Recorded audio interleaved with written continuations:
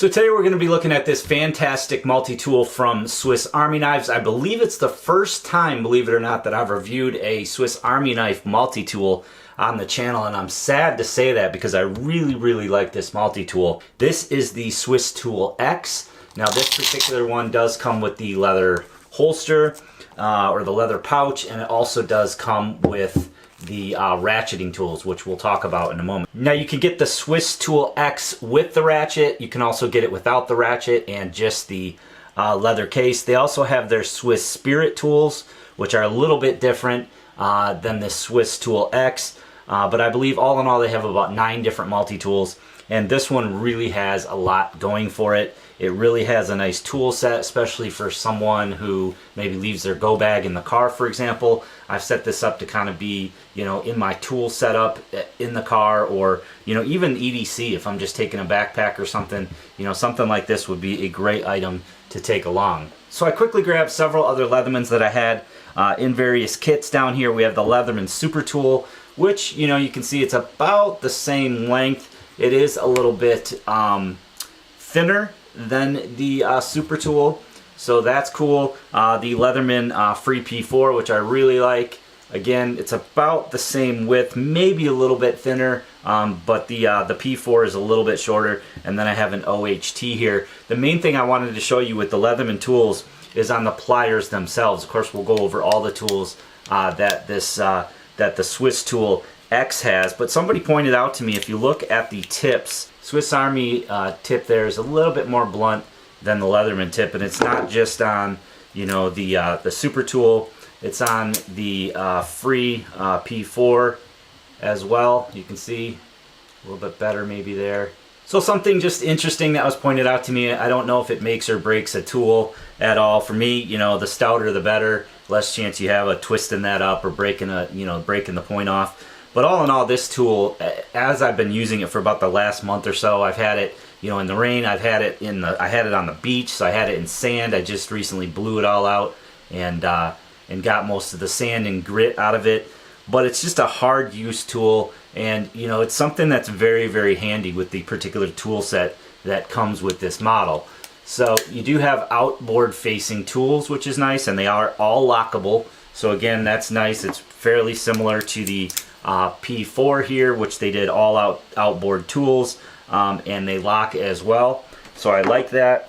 It's real slick and sleek. It tends to fit, you know, down into a pocket a little bit better than the P4. Of course, you could take the pocket clip off, and then this one would probably fit a little bit better. It does have some weight to it. Weight, it's 10.2 ounces. Length, you're going to have 4.5 inches, and a height of 0.8 inches on this particular tool. Now they say it has 38 functions with the included bit kit here. I'm not sure how many the actual tool has on it, but let's go ahead and we'll take a look. So again, all outboard tools here, which is really nice. One nice thing again that drew my attention is that the ruler scale on it is on both sides. That's something that you only find on a few different Leathermans. You know, the Super Tool has it, I believe the Rebar has it. But what's nice is when you line these up together, which is how you make this work, you notice that the scale on the Swiss Tool here practically comes, you know, together in the middle. This one, you actually skip, you know, an inch or two here. On the Super Tool here, it goes from 1 inch, 2 inch, 3 inch, and then it skips all the way to 6 inches. So you're missing your 4, 5, and 6 in there. Now it's not a big deal if you're, you know, measuring something that's longer than that, but if I wanted to measure like this OHT, for example, and see the length on it, you know, I'm gonna have to guess in that area. There's not any markings there. Now on the Swiss Tool X here, you can see that it just goes, you know, all the way across. So if I have starting at, you know, 1 inch, 1 inch, 2 inch, 3 inch, 4 inch, 5 inch, and there's really no gap in between. So you can really dial down what the exact length of something is if it's in that midway point. So I wanted to point that out. I thought that was really nice. I've never really used the ruler on here, but you know, if it works good, then, you know, I probably would use it. Whereas, you know, if it skips and if you don't have, you know, the exact markings in the middle there, you know, you're kind of going to have to left to guess if it's in that 4, 5, or 6 inch range, something that you're trying to measure. So we might as well take a look at the pliers while they're out. You basically just, you know, same as most multi-tools, you just flip the tool around here and you get to those pliers. Real heavy duty pliers. There is a wire cutter. It is not replaceable like it is on some of the Leatherman tools, the Super Tool for example. Lengthwise, the Super Tool has it by a little bit, and thickness wise they're about the same. It obviously is pliers, needle nose pliers. And then we can go back to the outside of the tool, and you know, having the tools on the outboard side of a tool is really nice, not having to open it up like again you do on the Super Tool here. So I don't have any outboard tools here. I have to actually open the tool up to gain access to anything. So let's go ahead and take a look at the meat and potatoes that are in this guy here. Of course, we'll start with the blade here. Of course, nice and sharp from Swiss Army knives. I have had to touch it up once or twice. I've used this heavily on wood, but really nice knife. You know, you're used to them with your Swiss Army knives. Really nothing different here. You know, we can compare that to the blade on the P4 here. You can see that it is not quite as tall. Thickness wise, it's about the same as the Leatherman knife there, and it's just about the same cutting surface as well. So, you know, nice and slicey style knife. If you're used to a Swiss Army knife, then you know how slicey and dicey these are. And again, you have your locks. So all the tools on this side are going to lock with these two little spring retention bars here, and then the other two would go on that. So, you know, to release our knife here, you just pull down on the little retention there, and that will unlock the blade. Of course, if you don't do that, it's nice and locked into place. So that's nice. All the tools do lock. Let's move on to the next tool here. Everything does have a fingernail sort of groove to it. That's one thing that you do gain on, you know, maybe the Leatherman free P4, is that you can, you know, one hand open the knife blade, and I believe you can open all four of the larger tools. So you got the saw there. You can actually flip these out with your other hand, the scissors, and then you've got the I believe the serrated blade on there. So, you know, you do have to actually nail pick the tools out of here. So on this one we have I believe this is just a screwdriver. One of them is a chisel and one of them is a screwdriver. So we have a large screwdriver head there, and that again locks. Let's move on to the next tool here. Here is our chisel, and I've actually used that to, you know, scrape. I believe I was scraping gum off a tool. So that actually is pretty sharp, and it does work well. I believe these are wire strippers here. It's just kind of some serrations there. So I believe that's what they're saying is wire strippers. Then we can move on to the next tool on this side. I can hear I have a little bit of sand still in there. I'll have to give that another oiling. So you have a smaller flat-bladed screwdriver on this side, as well as a cap lifter or bottle opener. That does lock open. We have a can opener, so a nice sharp can opener, and then a smaller flat blade. So you have sort of a large, medium, and small as far as the flat-bladed screwdrivers go. And then finally on the other side we have a saw. And this saw is really nice. It's great for striking a ferro rod. It works really good. We can compare that to the saw in the free P4 here. Again, pretty similar. You know, pretty similar in thicknesses and pretty similar in length. So that pretty much does it for this side of the tool. Let's flip it over here.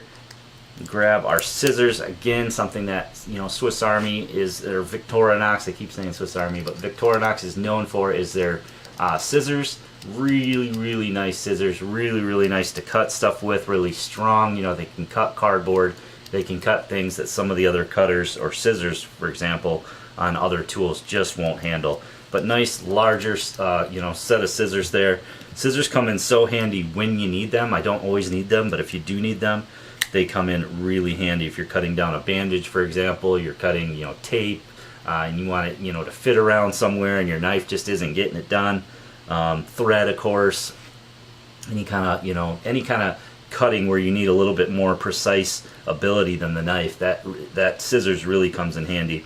Then we have our awl. Again, it wins on the Swiss Army knife. It's really sharp here. It comes to a a pretty fine point there. Let's see if I can find an awl on the. I believe it has an awl. I believe this is what they're saying is the awl on the Leatherman. So pretty similar to the other awls that I've seen on Leathermans. It really doesn't have a sharp edge here. It doesn't really come to that fine of a point because they double this up as a small screwdriver on the Leatherman. So again, you're still going to be able to do holes with that, but you're going to be much more precise, and I'm willing to bet faster with the Swiss Army tool. So if you're using this as a sort of a woodsman tool, definitely the awl is a little bit better on the Swiss Army knife, in my opinion. Let's go on to the next tool here. We have our screwdriver, just our Phillips head screwdriver. Nice beefy screwdriver, works really well. You can get a lot of torque out of it. Plus it locks, which is really nice. Some of them do not lock, and then they can fold over on you during use. Then we do have our small screwdriver, sort of our eyeglass screwdriver here on the tool, and then our last tool on the edge here is of course a file. It seems to have a little bit different pattern on one side than it does the other. I think one side is a little bit more coarse, but it is a three-sided file, so you have filing edges here, filing edges here, and filing edges here. We can compare that to your typical Leatherman file here. Again, pretty much the same thickness. It's going to depend on the tool that you have, how long it is. So that's the tool here. Let's go through what comes with the ratcheting kit. If you choose to get the ratcheting kit here, of course you have this nice leather sort of pouch here. It does have a belt loop on the back. Then on the inside we've got a couple different tools. Now first off we have a corkscrew. I don't use a corkscrew at all on a Leatherman. I can count on one hand the times that I've done that. I am glad they maybe included one, but I've never really used it. There is also on this corkscrew a tiny little glasses screwdriver there, so you can store that right on your corkscrew there. If you guys saw the video where I had the little tinder and the little ferro rod that screws into here, I'll probably do that on this little tool, put that in there instead of the little screwdriver. But the way this works, since it's not attached to the tool, is it just clicks into this notch here. So there's a little notch, there's one on both sides of the tool here, and it just clicks in, and then that gives you the ability to corkscrew.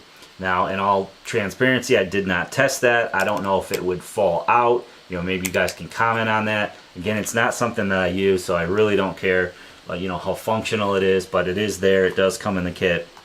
Moving on to what is functional is and very functional is this ratchet kit. So similar to Leatherman where you get the bit kit, they've included the bits on here that you don't get in the tool, whereas Leatherman tends to double up. So you'll get a few more flathead screwdrivers, you'll get a few more Phillips head, maybe a hex, maybe a Torx. But on this one they've put several tools that you don't have on the tool. So of course you have the standard size Phillips on there. So what do? They give you the tiny one and they give you a big one.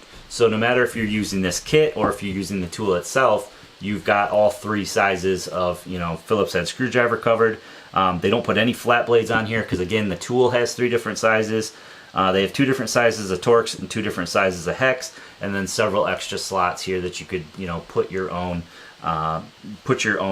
size tools in. Maybe you work on knives a lot and you want to put those size Torx on there. Maybe you have several different Torx in your vehicle that you want to put in there. Again, you can add to that. On the end of that is what's really cool. This would even be cool purchased on its own just for a kit because it is so small. It is a ratcheting, a little ratcheting wrench here. So you can use it standalone with the I believe these are 1/4 inch bits. You can use it with these small bits. And again, it ratchets. You do have to take it out and flip the tool around to go the other way. But that is so handy. If you can only get one hand on something and you don't want to have to flip the tool all the way around. A lot of times, if you're using a Torx or a hex, it's in a place where you really can't get to. So you can use it that way. You can also use it sort of as a bit driver. You can put them in the end here too, which is really cool. So you could use that as a bit driver. If you need a little bit more torque, you can stick the extension right on there, and then you have, you know, a little bit more torque to give that thing. And then it does extend the bar, so maybe give you a little bit more leverage on something. Although it is kind of loosey-goosey in here. You can see it's kind of loosey-goosey. It'd be nice if it had a firm click, and maybe I'm just not pushing hard enough, but I don't think so.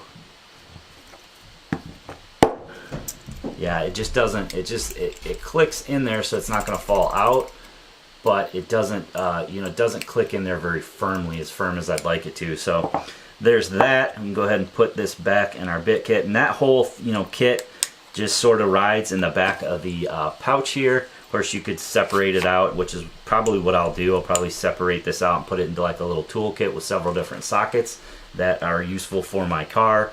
Again, I really don't care about the corkscrew aspect of it.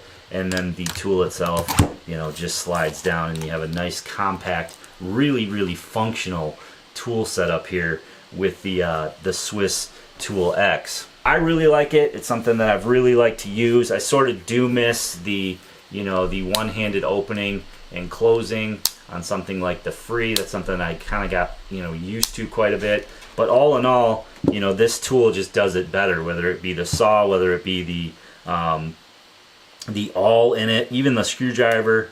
You know, the one in the Leatherman here works okay, but it's just not as stout as the one in the Swiss Army knife. And then again, onto the scissors. You know, these are pretty decent. You can see they don't even open up by themselves anymore.